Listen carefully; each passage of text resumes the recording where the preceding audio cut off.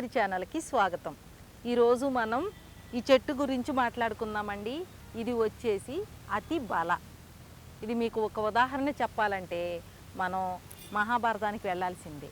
మహాభారతంలో దుర్యోధనుడు ఎవరి చేతిలో, ఈ పాండవుల చేతిలో చనిపోకూడదు, నేను చాలా స్ట్రాంగ్గా ఉండాలి అని అనుకున్నప్పుడు వాళ్ళ అమ్మ గాంధారి ఈ ఆకు తీసుకొచ్చి బాగా పసరబిండి ఒళ్ళంతా రాయాలని వాళ్ళ అబ్బాయిని నగ్నంగా రమ్మనిద్ది అన్నమాట. అది గమనించిన ఆ శ్రీకృష్ణుడు ఇదంతా వాళ్ళమ్మ కళ్ళకి, అంటే చాలా సంవత్సరాల నుంచి ఈ గంతలు కట్టుకొని ఉంది కదా, అందుకని వాళ్ళ అమ్మ కళ్ళకి చాలా పవర్ ఉండిద్ది అన్నమాట. ఆ పవర్తో ఈ ఆకు రసం కూడా రాస్తే అతని ఒళ్ళు వజ్రంలాగా తయారైంది. వజ్రం ఏంటంటే ఎంత సన్నగా చిత్రిక పట్టినా కూడా దానికి పగిలిపోయే తత్వం ఉండదు. అందుకని ప్రతి ఒక్కళ్ళని వజ్రంతో పోలుస్తారన్నమాట, గట్టితనం గురించి పోల్చాలంటే.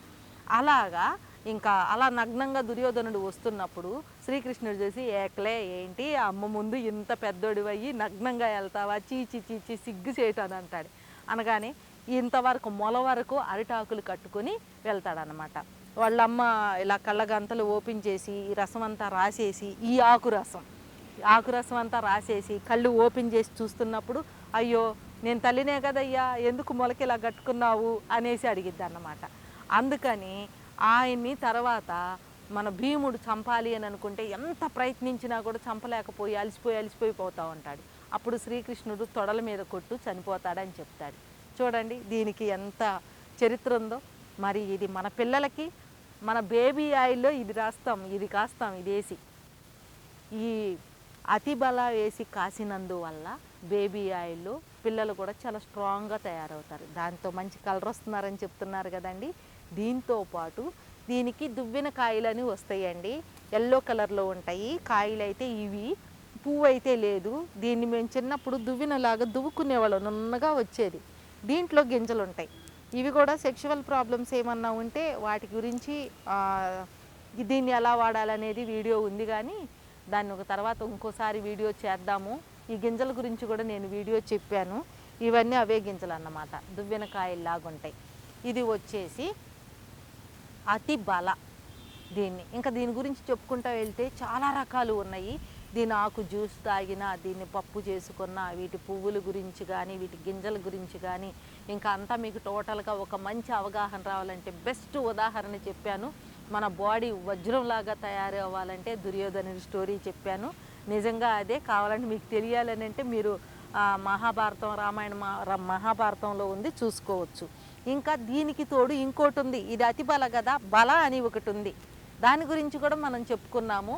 ఈ బల అనేది, ఈ అతి బల అనేది ఈ వేళ్లతో మనం పిల్లలకి వేళ్ళంతా క్లీన్ చేసి ఆ వేళ్ల పొడి పిల్లలకి పాలల్లో కలిపిస్తే ఎలాంటి ప్రోటీన్ లోపం కానీ విటమిన్ లోపం కానీ ఏమీ లేకుండా హెల్దీగా పెరుగుతారు. మీరు ఇంకా అవని ఇవని డ్రై ఫ్రూట్స్ అని మా పిల్లలు ఇవి తినరు, మా పిల్లలు పాలు తాగరు, అలాంటి ఏముండదు అన్నమాట. ఆ చెట్టు కూడా చూపిస్తాను, మీరు ఐడెంటిఫై చేయండి. ఇది అందరూ మామూలుగా నార్మల్ మనుషులు చేసుకునేదే. ఆ చెట్లు పీక్కోండి, ఆ వేర్లు అంతవరకు నరికేయండి, నీట్గా క్లీన్ చేయండి, బాగా ఎండబెట్టండి, పౌడర్ చేసుకోండి, పిల్లలకు పాలల్లో కలిపి ఇవ్వండి. అంతే ఈజీ. ఆ చెట్లు కూడా చూపిస్తాను, పదండి.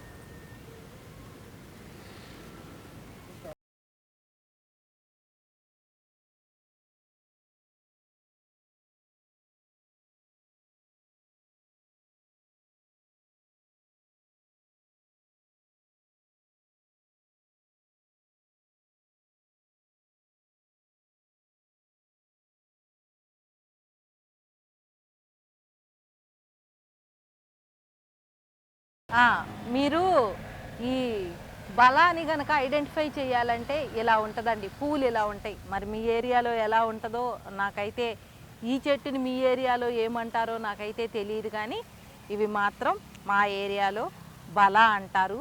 ఇందాక దువ్వెనకాయల గురించి చెప్పాం కదా, అది అతి బల. ఈ రెండు మిక్స్ చేసి పిల్లలకి ఇచ్చారంటే ఎటువంటి హెల్త్ డ్రింకులు కూడా తీసి అవతల పడేయాల్సిందే. ఇది న్యాచురల్గా ప్రకృతి సిద్ధంగా వచ్చిన, అనాది నుంచి వచ్చిన ఇది దేవుడు వైద్యం అన్నమాట. ఇది మనకి ధన్వంతరి స్వామి ప్రొవైడ్ చేసిన ఈ వైద్యం కనుమరుగైపోయింది. రానున్న రోజుల్లో మళ్ళీ ఇవే మనకి మంచిగా ఎటువంటి సైడ్ ఎఫెక్ట్స్ లేకుండా, కెమికల్ పరంగా ఇబ్బంది పడకుండా మళ్ళీ ఇలాగే మనం పిల్లలు మనము పరంపర మళ్ళీ స్టార్ట్ అయ్యేలాగా ఉంది చూస్తుంటే. అంటే అంత మంచిదన్నమాట. ఎన్నాళ్ళు మరుగున పడిపోయిన వాటిని మేము ఇలాంటి ఆకులు, అలములు, పువ్వులు, చెట్లు మీ ఊర్లో ఉంటే వీటిని ఐడెంటిఫై చేసి మీరే, అంటే బయట ఎవరన్నా ఇస్తే ఇవి ఎలాంటివో అని మీరు డౌట్ పడతారు కదా, అలా డౌట్ పడకుండా మీరే కొంచెం ట్రై చేయండి.